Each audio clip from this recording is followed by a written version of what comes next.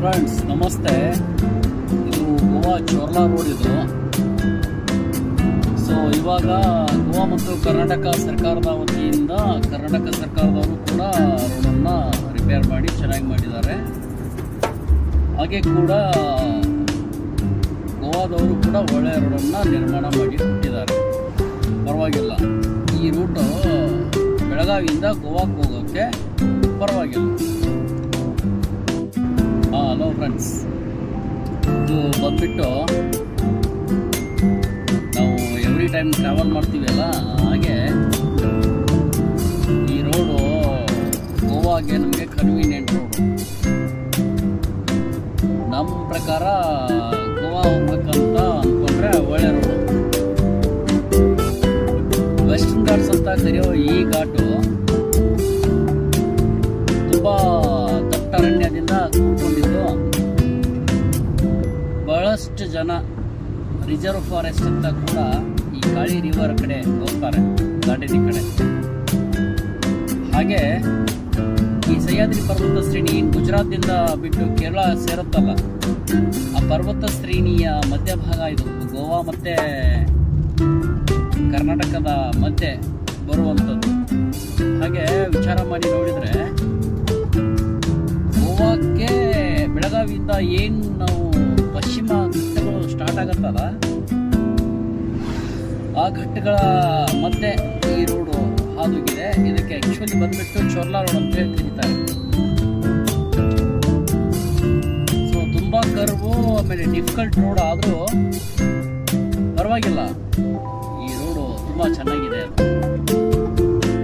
ಇನ್ನೊಂದು ಏನಂದರೆ ಸರ್, ಇದು ಈ ಥರ ಹೆವಿ ವೆಹಿಕಲ್ಸ್ ಬರುತ್ತಲ್ಲ, ಈ ಹೆವಿ ವೆಹಿಕಲ್ಸ್ಗಳನ್ನ ಬ್ಯಾನ್ ಮಾಡಬೇಕಂತೇಳಿ. ಯಾಕಂದರೆ ತುಂಬ ಕಂಜೆಸ್ಟೆಡ್ ರೋಡ್ ಇರೋದ್ರಿಂದ ಈ ಹೆವಿ ವೆಹಿಕಲ್ಸ್ಗಳು ಹೋಗಿ ರೋಡನ್ನು ಹಾಳು ಮಾಡ್ತಾ ಇವೆ. ಸಿಕ್ಕಾಪಟ್ಟೆ ಮಳೆ ಬೀಳೋ ರೋಡ್ ಇದು. ಹಂಗೆ ಮಳೆ ಬಿಟ್ಬಿಟ್ರೆ ಒಂದ್ಸರಿ ರೋಡ್ ಕಿತ್ಕೊಂಡು ಹೋಗ್ಬಿಡುತ್ತೆ.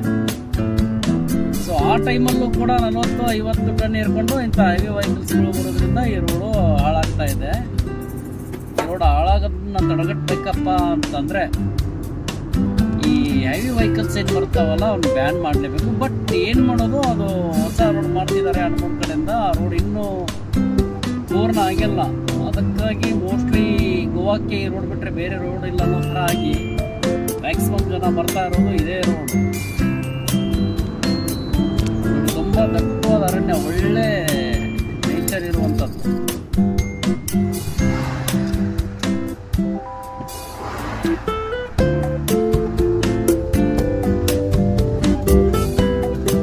ಈ ಥರ ಒಂದು ಗಾಡಿ ನಿಂತ್ಕೊಂಡ್ಬಿಟ್ರೆ ತುಂಬ ತೊಂದರೆ ಆಗುತ್ತೆ. ಅನಿವಾರ್ಯ ಏನೋ ಆದರೂ ನಿಲ್ಲಿಸ್ಬೇಕಂತಂದ್ರೆ ಅದು ಒಂದೇ ರೋಡ್ ಇರೋದು.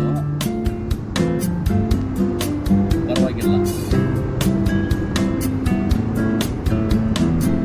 ಕೆಲವೊಬ್ರು ಈ ಅರಣ್ಯ ಪ್ರೇಮಿಗಳು ಹಂಗೆ ಇದು ಲಾಂಗ್ ರೈಡು ಅಂತೇಳಿ ಬರೋಕ್ಕೆ ಈ ರೋಡ್ ಇನ್ನೂ ತುಂಬ ಮಳೆಗಾಲದಲ್ಲಿ ತುಂಬ ಚೆನ್ನಾಗಿ ಮೂಡಿ ಬರುತ್ತೆ ಕಂಡ್ರೆ ಇದು ರೋಡು.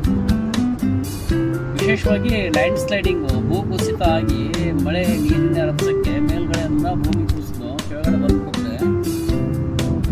ಅದು ಕೂಡ ರಿಸ್ಕ್ ಇರುತ್ತೆ ಮಳೆಯಲ್ಲಿ.